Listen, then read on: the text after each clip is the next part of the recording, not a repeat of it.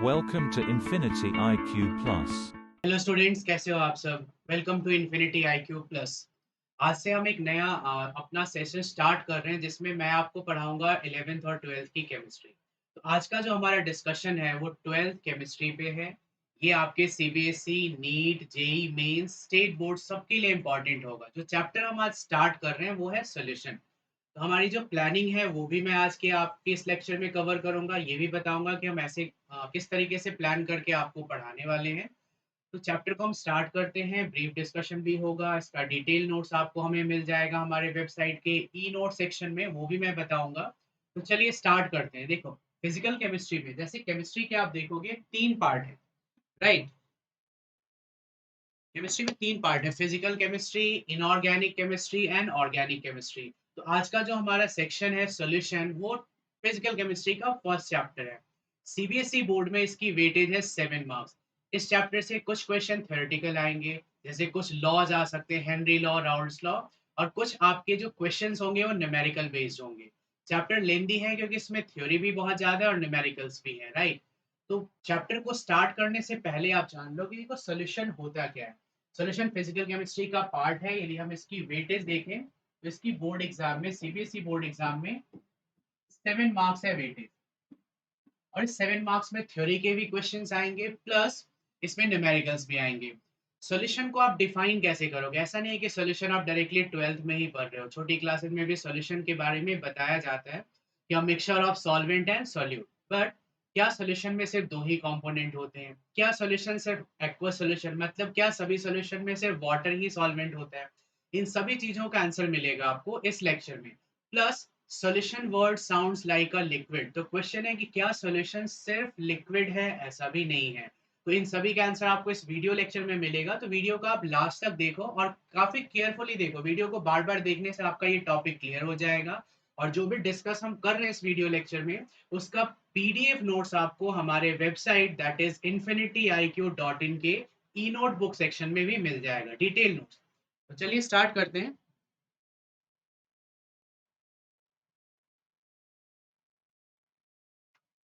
Class 12 solution की बात कर रहे हैं। इस चैप्टर में हम क्या क्या कवर करेंगे? हर एक चैप्टर के कुछ एक मोस्ट इंपॉर्टेंट टॉपिक होते हैं एग्जाम पर्पज से। वैसे तो नॉलेज के लिए आप पढ़ रहे हो और प्लस कंपटीशन भी आपको देना है। तो चैप्टर के जितने भी टॉपिक हैं वो थियोरेटिकली अच्छे ढंग से आपको लर्न होना चाहिए, प्लस सभी न्यूमेरिकल्स की प्रैक्टिस, जो सब हम क्लास में ही करेंगे। In this chapter we are going to cover entire syllabus of solution for NEET. NCERT तो हम करेंगे सीबीएसई के लिए, प्लस स्टेट बोर्ड के लिए। नीट का सिलेबस भी कवर हो जाएगा। जेई मेंस का एडवांस के लिए हमने अलग बैच बनाया हुआ है, वो प्लान है अभी जल्दी ही लॉन्च हो जाएगा। और सीयूईटी का सिलेबस भी इसमें कवर हो जाएगा। यदि आपसे पूछा जाए व्हाट इज सोल्यूशन, तो सोल्यूशन क्या होता है? जैसे आपने क्या किया, वाटर एक कंटेनर लिया, उस कंटेनर में है वाटर, और वाटर में हमने ऐड किया शुगर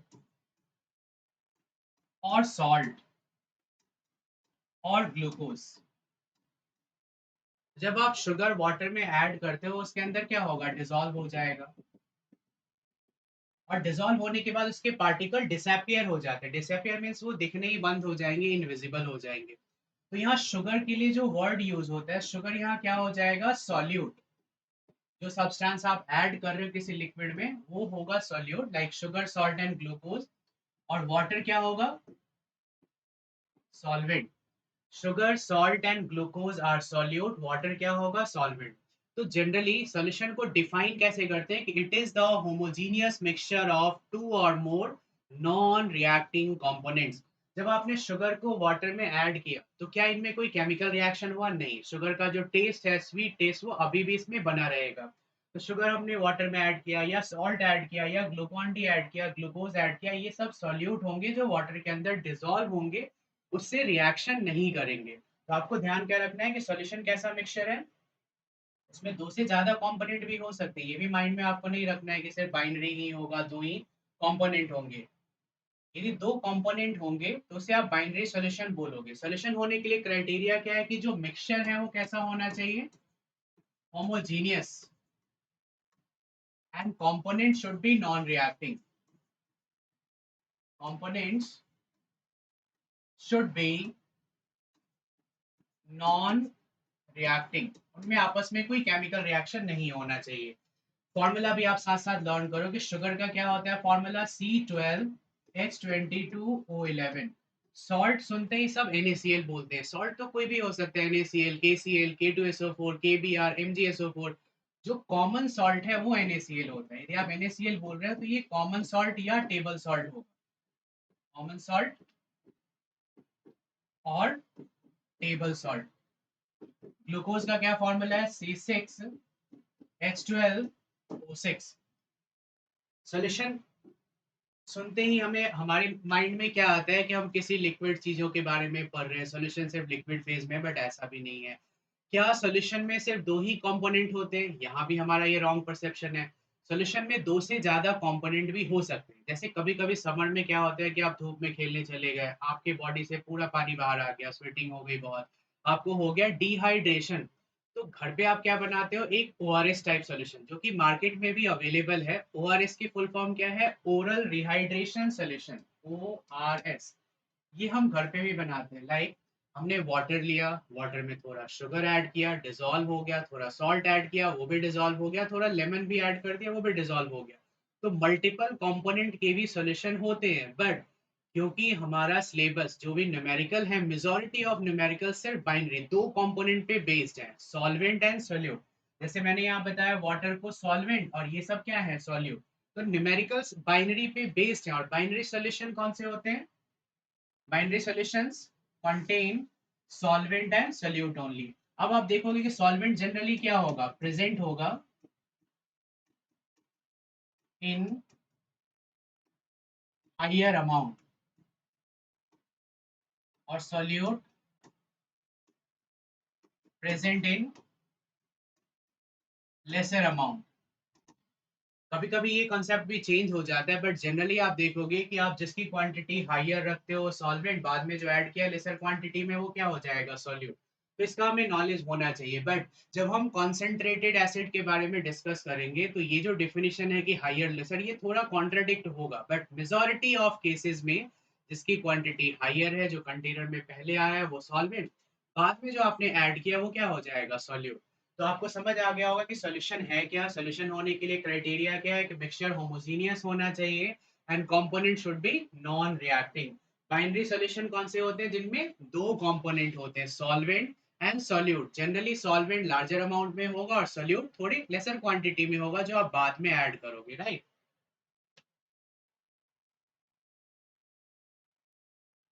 नेक्स्ट स्लाइड पे आते हैं। देखो क्वेश्चन अभी मैंने आपसे बोला था कि क्या सभी सॉल्यूशन में वाटर ही सॉल्वेंट होता है, the answer is no. Water या कोई भी सॉल्वेंट यूनिवर्सल सॉल्वेंट नहीं है। ज्यादातर बच्चों को लगता है या टीचर भी बताते हैं कि वाटर इज यूनिवर्सल सॉल्वेंट। देखो वाटर में ग्लूकोज डिसॉल्व हुआ, शुगर हो गया, सॉल्ट हो गया, बट क्या वाटर में आप बेंजीन को, केरोसिन को, पेट्रोल को, थर्मोकॉल को डिसॉल्व कर सकते हो, नहीं होगा। मतलब वाटर एक यूनिवर्सल सॉल्वेंट नहीं है। बट यदि किसी सॉल्यूशन में वाटर सॉल्वेंट है तो उसके लिए एक स्पेसिफिक नेम क्या आ जाएगा, एक्वस सॉल्यूशन। एक्वस सॉल्यूशन को शॉर्टकट में आप ऐसे लिख सकते हो, AQ.SOLN डॉट। इसको हम डिफाइन कैसे करेंगे, दो solution in which water is present as solvent are called aqueous solution. दो solution in which water is present as solvent, water क्या होगा, सॉल्वेंट, उसे हम बोलेंगे एक्वस सॉल्यूशन। अब एक्वस सॉल्यूशन जो मैंने अभी स्टार्टिंग में एग्जांपल बताया, sugar in water, salt in water, या NaCl in water, Glucon D in water, ये सब एक्वस सॉल्यूशन है। बट एक्वस सॉल्यूशन के दो मेन टाइप्स में हम डिस्कस करेंगे, टाइप्स ऑफ एसिडिक सॉल्यूशन। क्योंकि एसिडिक सॉल्यूशन भी क्या होते हैं, एक्वस सॉल्यूशन होते हैं। सभी एसिडिक सॉल्यूशन में वाटर क्या बिहेव करेगा, लाइक अ सॉल्वेंट। अब एसिडिक सॉल्यूशन कितने टाइप के हैं, डाइल्यूट एंड कॉन्सेंट्रेटेड। देखो जैसे मैंने आपको बोला कि व्हाट इज डाइल्यूट HCl और डाइल्यूट H2SO4 और डाइल्यूट HNO3। तो डाइल्यूट सुनते ही माइंड में क्या आता है, एक मैसेज आता है कि डाइल्यूट का मतलब क्या है कि एसिड की क्वांटिटी बहुत कम होगी और वाटर काफी ज्यादा हायर होगा, higher water plus lesser acid. और कॉन्सेंट्रेटेड, जैसे एक दो मेन कॉन्सेंट्रेटेड एसिड की बात करें तो जो कॉन्सेंट्रेटेड HNO3 है, नाइट्रिक एसिड, जो आप लैब में यूज करते हो, 68% बाई मास। 68% बाई मास की मीनिंग क्या है कि 68 gram of nitric acid is dissolve in 32 gram of water. दूसरा एग्जांपल हम ले रहे हैं, कॉन्सेंट्रेटेड H2SO4, ये हो जाएगा 98% बाई मास। अब इसमें देखो quantity of H2SO4 by mass है, तो H2SO4 होगा 98 ग्राम, और वो सिर्फ 2 ग्राम वाटर में डिसॉल्व होगा। तो 68 ग्राम इन 32 ग्राम, 98 ग्राम इन 2 ग्राम, ये कॉन्सेंट्रेटेड HNO3 और कॉन्सेंट्रेटेड H2SO4 है। तो कॉन्सेंट्रेटेड में आप क्या देख रहे हो, वाटर है lesser, lesser water plus higher acid. तो मेन डेफिनेशन के टाइम पे मैंने क्या बताया था कि जिसकी क्वांटिटी हायर होगी, राइट, उसे हम क्या बोलेंगे, सॉल्वेंट। बट यहाँ हायर क्वांटिटी किसकी है, एसिड की, स्टिल ये सॉल्यूट है। इसका आंसर भी आज के लेक्चर में आपको मिल जाएगा।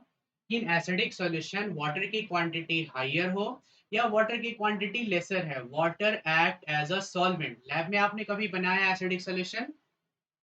यदि आपने बनाया होगा तो आपको ये जरूर पता होगा कि कंटेनर, जब आप लैब में एसिडिक सॉल्यूशन बनाते हो, क्यों हम बोलते हैं सभी एसिडिक सॉल्यूशन को कि they are aqueous solution?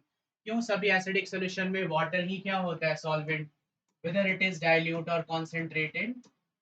Reason क्या है, देखो, जब आप लैब में एसिडिक सॉल्यूशन बनाओगे, while forming acidic solution always, आप हमेशा देखोगे कि एसिड्स को हम वाटर में डिसॉल्व करते हैं। हमने कंटेनर लिया,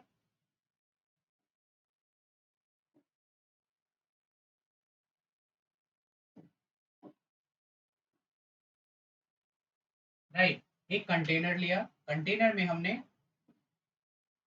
पहले वाटर लिया,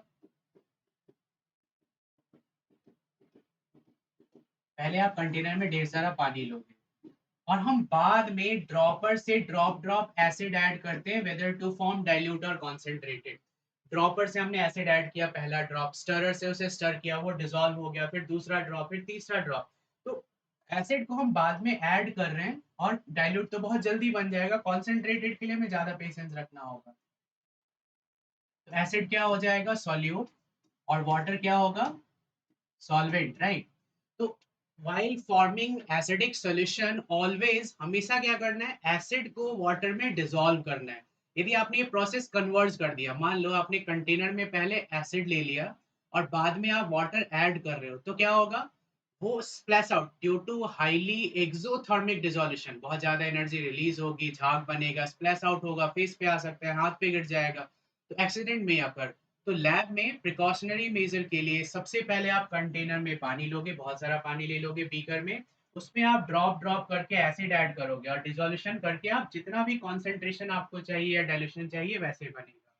तो एसिडिक सॉल्यूशन में ही मेन डिफिनीशन कॉन्ट्रडिक्ट होता है। कई बार बच्चों को लगता है कि एसिड हाइयर है, फिर भी सर ऐसा क्यों बोल रहे हैं कि एसिड को सॉल्वेंट नहीं सॉल्यूट लेना है? तो आंसर क्या करोगे, while forming acidic solution always acids get dissolved in water and the process cannot be converted, should not be converted।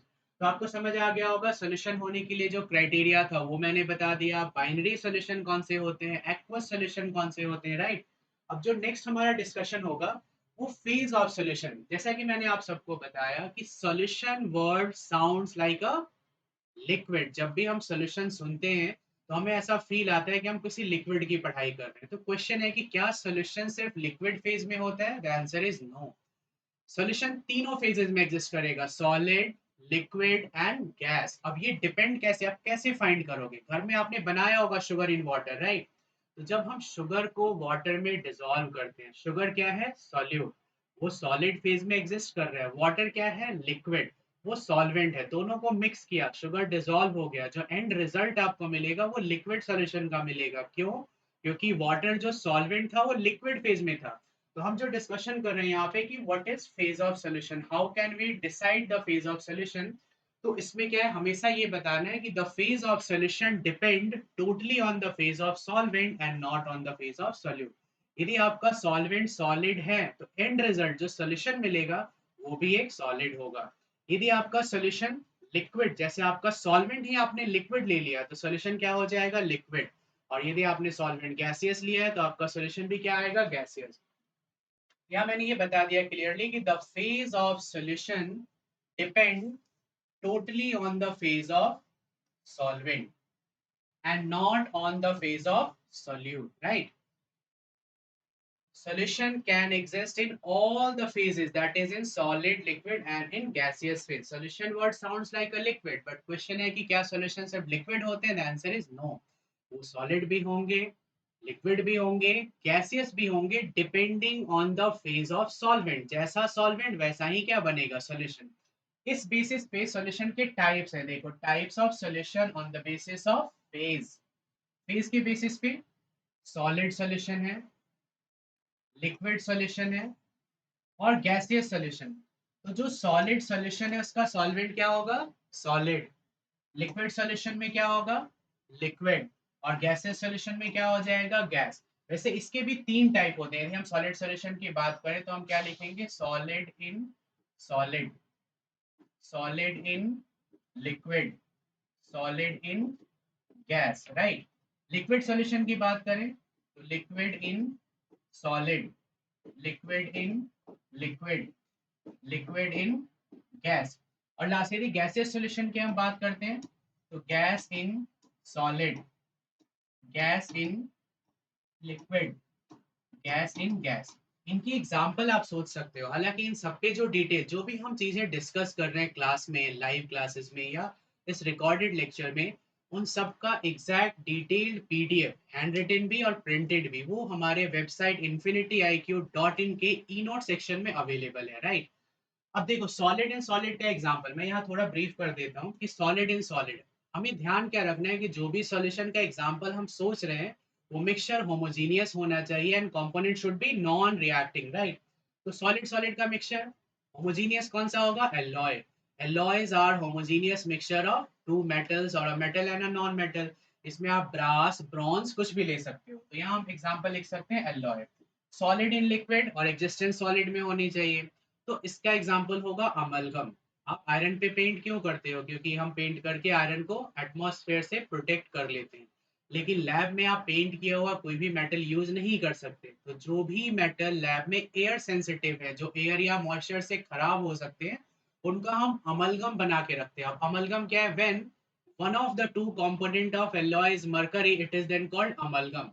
तो अमेलगम में क्या होगा, जैसे सोडियम अमलगम, थैलियम या जिंक अमलगम बनाओगे तो इसमें एक कंपोनेंट मरकरी होगा विच इज लिक्विड, लेकिन जो सॉल्यूशन है वो सॉलिड फेज में ही एग्जिस्ट करेगा। Third, solid in gas in solid. इस तरीके से मतलब इसको ऐसा समझ लो कि बाद वाला सॉल्यूट है, ये सॉल्वेंट है।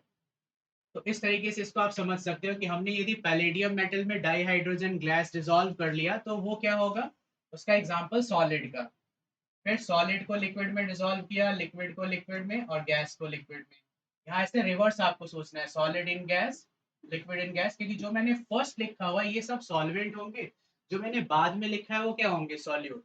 तो यदि हम सॉलिड को लिक्विड में डिसॉल्व कर रहे हैं तो उसका मतलब क्या है कि यहाँ जो सॉलिड है वो सॉल्यूट होगा और लिक्विड क्या हो जाएगा, सॉल्वेंट। शुगर इन वाटर, ये इसके एग्जांपल में आ जाएगा। अल्कोहल इन वाटर, एयर और मॉइस्चर, या फिर बोल सकते हो कि CO2 इन वाटर, जैसे सॉफ्ट ड्रिंक या कार्बोनेटेड वाटर में होता है, right. Solid dissolve in gas, यदि हम ये देखें तो सॉलिड इन गैस का मतलब एयर प्लस या डस्ट पार्टिकल जो होते हैं वो सस्पेंडेड है हमारे आसपास के एटमॉस्फेयर में। वैसे ही कोई कार्बन पार्टिकल एयर में डिसॉल्व हो जाए तो उसे हम क्या बोलेंगे, solid in gas. Liquid in gas, हमारे आसपास के एटमॉस्फेयर में मॉइस्चर प्रेजेंट है। जो वाटर ड्रॉपलेट सस्पेंडेड होते हैं एटमॉस्फेयर में, वो वाटर ड्रॉपलेट को आप देख नहीं सकते हो, वो होमोजीनियसली डिस्ट्रीब्यूटेड है प्रॉपरली, वो विजिबल नहीं है। तो लिक्विड को गैस में डिसॉल्व करने का एग्जांपल क्या है कि एयर प्लस मॉइस्चर, जहां मॉइस्चर लिक्विड कंपोनेंट होगा। गैस गैस का मिक्सचर हमेशा होमोजीनियस होता है। आप कभी नहीं देखोगे कि दो गैस को मिक्स किया और अलग लेयर पे वो आ गए हेटेरो, नहीं, ऐसा कभी नहीं होगा। तो जो भी यहाँ सॉल्यूशन के टाइप मैंने लिखा है उसमें फर्स्ट जो आपको लेफ्ट हैंड साइड पे दिख रहा है वो सब सॉल्वेंट है और बाद वाले क्या है, सॉल्यूट। और एंड रिजल्ट इन तीनों में सॉलिड, इन तीनों में लिक्विड होगा और इन तीनों में क्या होगा, गैस हो जाएगा, राइट। तो ये फेज के बेसिस पे क्लासिफिकेशन है। नेक्स्ट स्लाइड पे आते हैं।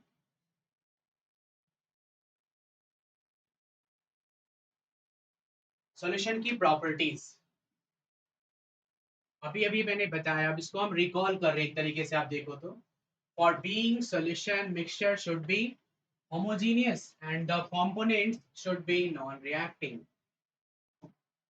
जब दो कंपोनेंट को आप मिक्स कर रहे हो उनका मिक्सचर कैसा होना चाहिए, होमोजीनियस, और कंपोनेंट आपस में कोई केमिकल रिएक्शन ना करे, इसका भी ध्यान रखना है। सॉल्यूशन के लिए देखो कुछ चीजें, कुछ क्राइटेरिया कि जब हम सॉल्यूशन बनाते हैं, जैसे शुगर को ही हमने वाटर में डिसॉल्व किया और चाशनी टाइप कुछ बना रहे हैं या कोई शुगर सिरप बना रहे हैं, तो सॉल्यूशन जो होगा वो होमोजीनियस मिक्सचर होगा। ऐसा नहीं जैसे आप कभी केरोसिन को पानी में ऐड करके देखना या मस्टर्ड ऑयल को, आपको दिखेगा तो अलग ही लेयर बना लेगा। आप जबरदस्ती मिक्स करोगे तो वो कोलाइडल सॉल्यूशन बना लेगा, राइट। जैसे ब्लड हमारा कोलाइडल सॉल्यूशन होता है।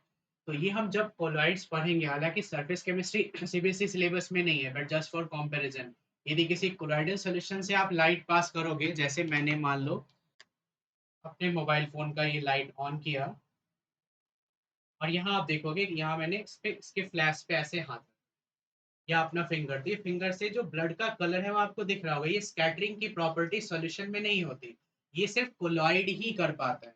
तो सॉल्यूशन के लिए कुछ क्राइटेरिया है जो हमें याद रखना है। उस क्राइटेरिया में सबसे पहला क्या है कि मिक्सचर क्या होगा, homogeneous, solvent and solute particles evenly spread throughout the solvent, properly spread होंगे। यदि आपने एक ग्लास में वाटर लिया, उसमें शुगर डिसॉल्व कर रहे हो, तो शुगर की जो कॉन्सेंट्रेशन होगी वो चारों तरफ इवन होगी। इवन का मतलब क्या हो, जो शिफ्ट करने पे आपको टेस्ट टॉप पे आएगा वही मिड पे आएगा, वही बॉटम पे आएगा, यदि वो सॉल्यूशन सैचुरेटेड है, राइट।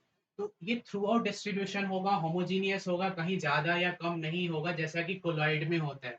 यदि आप कोई फ्रूट जूस खरीद के लाओगे और रख दो, या कोई मेडिसिन जो कफ सिरप वगैरह है, तो उसका लिखा होता है उसके आगे कि शेक वेल बिफोर यूज, क्योंकि वो उसमें धीरे धीरे प्रेसिपिटेशन होगा, कोएगुलेशन होगा, नीचे ज्यादा गाढ़ा हो जाएगा, कॉन्सेंट्रेशन बढ़ जाएगी, बट ऐसा सोल्यूशन में नहीं होता। आपने शुगर इन वाटर सोल्यूशन बनाया, सैचुरेटेड, प्रॉपर्ली डिसॉल्व करके आप 10 घंटे 50 घंटे कितने भी घंटे रख दो, आप ये देखोगे कि उसका कोई प्रेसिपिटेशन नहीं हो रहा है, राइट।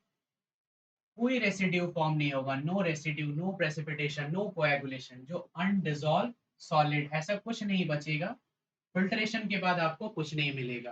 तो कोलॉइड से सॉल्यूशन थोड़ा अलग होता है। जैसे मैंने बताया कि कोलॉइड कॉलिगेटिव वो टिंडल इफेक्ट शो करते हैं, लेकिन सॉल्यूशन में क्या होगा, पार्टिकल सेटल नहीं होते और वो थ्रू आउट होमोजीनियसली डिस्ट्रीब्यूटेड होते हैं।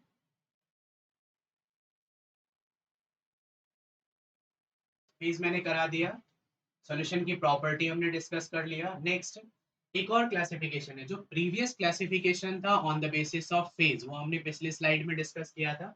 अभी जो हम डिस्कस कर रहे हैं, types of solution on the basis of amount of solute present.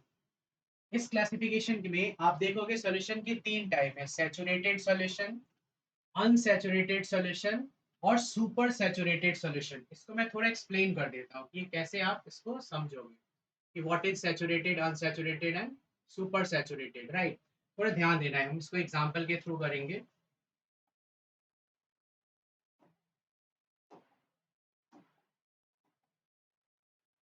Equal shape and size के आप तीन कंटेनर ले लो, यहाँ से आपको एग्जांपल समझ आ जाएगा। यदि किसी ग्लास में या बीकर में हमने वाटर लिया हुआ है, तो क्वेश्चन है कि सपोज इन तीनों में ही मैंने क्या किया, मैं नीचे लिख देता हूँ एक बार कि 100 ml of water in each container at, temperature को मैंने फिक्स कर दिया T°C, राइट। यदि फिक्स टेम्परेचर और सब में 100 ml ऑफ वाटर है, माफ कर लेते हैं 100 ml, तो क्या इसमें आप शुगर की अनलिमिटेड अमाउंट ऐड कर सकते हो, सोचो और बताओ। क्या आप इसमें शुगर की अनलिमिटेड, टेम्परेचर फिक्स्ड है, जो लोग शुगर सिरप या चाशनी बनाते हैं वो लो फ्लेम पे काफी शुगर ऐड कर लेते हैं, बट इसमें टेम्परेचर को इंक्रीज या डिक्रीज करना अलाउड ही नहीं है। तो क्वेश्चन है कि क्या हम 100 ml ऑफ वाटर में unlimited amount of sugar add कर सकते हैं, टेम्परेचर इज फिक्स? तो आंसर क्या है, नो। मान लो फर्स्ट वाले में ऐसा मान लेते हैं कि इस टेम्परेचर पे हमने 50 ग्राम ऑफ शुगर ऐड किया और अब डिसोल्यूशन बंद हो गया, अब ऐड हो ही नहीं रहा है, जिसे आप क्या बोलोगे, सैचुरेटेड। सैचुरेटेड में होता क्या है कि further amount of solute can not be added at a given temperature, वो सेम टेम्परेचर पे आप और सॉल्यूट ऐड नहीं कर सकते। हमने मान लिया कि 50 gram is the maximum limit that can be dissolve in 100 ml of water to form saturated solution. Second case में हमने क्या किया, हमें लिमिट पता है 50 ग्राम, बट हमने ऐड किया अभी only 30 gram of sugar. Limit कितने की है, 50 की, ऐड आपने किया 30। इट मींस कि further amount of solute can be added, और सोल्यूट हम इसमें ऐड कर सकते हैं एट अ गिवन टेम्परेचर। क्योंकि 30 लिमिट नहीं है, 50 लिमिट है, तो ये अभी अनसैचुरेटेड है, इसमें स्कोप है कि और शुगर ऐड हो जाएगा without the change in temperature. और सुपर सैचुरेटेड में क्या होता है कि लिमिट 50 की और फिर भी आपने 60 ऐड कर दिया, तो क्या पूरा 60 ग्राम डिसॉल्व होगा इस टेम्परेचर पे? नहीं होगा, 60 में से 50 डिसॉल्व हो जाएगा और रिमेनिंग 10 ग्राम आपको यहाँ यहाँ बॉटम पे दिखेगा। ये है एक्स्ट्रा सॉल्यूट पार्टिकल्स, ये प्रेसिपिटेट के फॉर्म में दिखेगा आपको। आप स्टरर नीचे लेके जाओ, स्टरर के टिप पे वो आ जाएगा, या आपको नेकेड आई से भी ये दिख जाएगा। तो तीनों में डिफरेंस समझ आ गया होगा। फिर एक क्वेश्चन आता है कि how can we make a super saturated solution saturated. एक सुपर सैचुरेटेड सॉल्यूशन को आप सैचुरेट कैसे कर सकते हो? तो इसका सिंपल आंसर है, तीन तरीके हैं।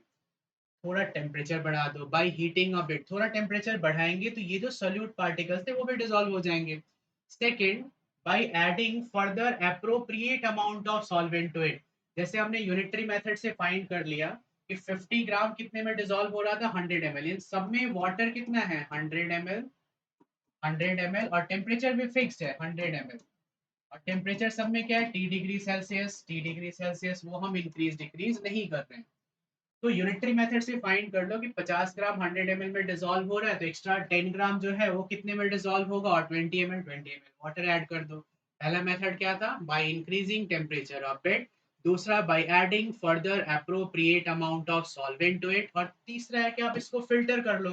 फिल्टर करने पे जो ये एक्स्ट्रा आपको दिख रहा है ना 10 ग्राम, ये फिल्टर होके अलग हो जाएगा, और जो सोल्यूशन बचेगा वो क्या रहेगा, 50 ग्राम इन 100 ml, जो कि पहले की तरह सैचुरेटेड हो जाएगा। तो ये क्वेश्चन भी आता है कि how can we make a super saturated solution saturated. पहली क्लासिफिकेशन हमने फेज के बेसिस पे किया था, और फेज किस पे डिपेंड करेगा, सॉल्वेंट पे। दूसरा क्लासिफिकेशन हमने अमाउंट ऑफ सॉल्यूट के बेसिस पे किया कि किसी फिक्स टेम्परेचर पे डिफाइन कैसे करेंगे, सैचुरेटेड क्या है, अनसैचुरेटेड क्या है, और सुपर सैचुरेटेड क्या है।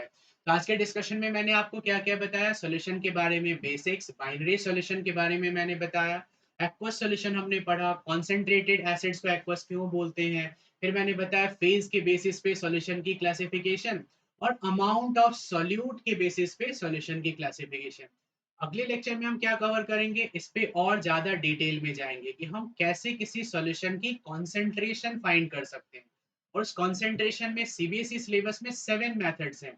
मास percentage, volume percentage, mass volume percentage, parts per million, molality, molarity, mole fraction. Extras में क्या है जो हमें जेई नीट के लिए पढ़ना है, नॉर्मेलिटी, स्ट्रेंथ, पार्ट्स पर बिलियन, ये सब। तो हम पूरा डिटेल में डिस्कस करने वाले हैं। बस यही है कि वीडियो को आप बार बार देख के अपना फेयर नोटबुक जरूर बनाओ। और आपको एक्स्ट्रा सपोर्ट्स के लिए यहाँ हमने कुछ, तो अब हमारी जर्नी में आप किस तरीके से जुड़ोगे ताकि आपको कोई भी प्रॉब्लम नहीं है टिल डे वन, जो कि आज का है, और लास्ट डे तक किसी भी सब्जेक्ट पे।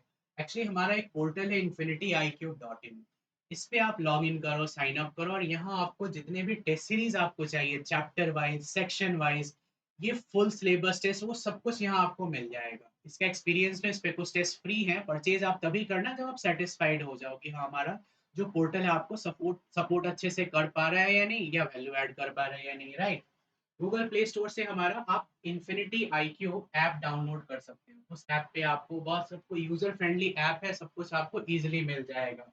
साइट पे आप हमारा इंफॉर्मेशन देख सकते हो। हमारा एक यूट्यूब चैनल है बच्चों के सपोर्ट्स के लिए, जैसे कुछ वीडियो लेक्चर हम यूट्यूब पे भी अपलोड करते हैं। बट आप ऑर्गेनाइज्ड वे में पढ़ाई करना चाहते हो, तो ऑर्गेनाइज्ड वे मतलब कि आपने प्रॉपर लेक्चर भी पूरा कवर कर लिया, लाइव क्लासेस में आप आ सकते हो, टेस्ट सीरीज दे सकते हो, ई नोट बुक, सब कुछ ऑर्गेनाइज, ताकि आपका कोई टाइम वेस्ट ना हो। क्योंकि जब आप यूट्यूब पे जाते हो तो आप 10 वीडियो और भी देख लेते हो, आपका टाइम वेस्ट होता है। अपने टाइम की कीमत आप समझो, और पर्सनलाइज पढ़ाई करना है, सिर्फ आपको कंटेंट के अराउंड उसको इंटरेस्टिंग वे में पढ़ना है, तो आप लॉग इन करो इन्फिनिटी IQ पे, प्ले स्टोर से ऐप डाउनलोड करो और वहां से पढ़ाई कर सकते हो। तीसरा है YouTube.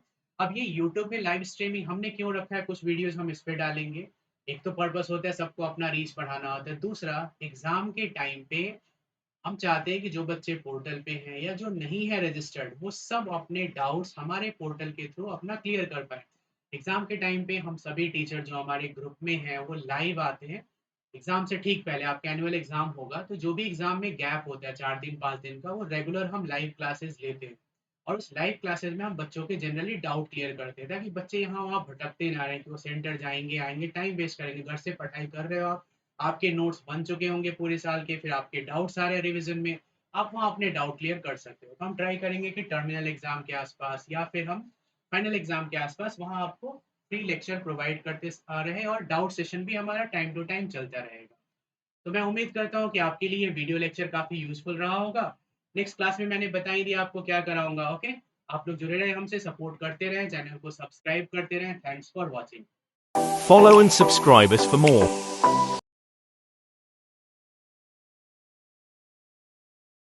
Follow and subscribe us for more.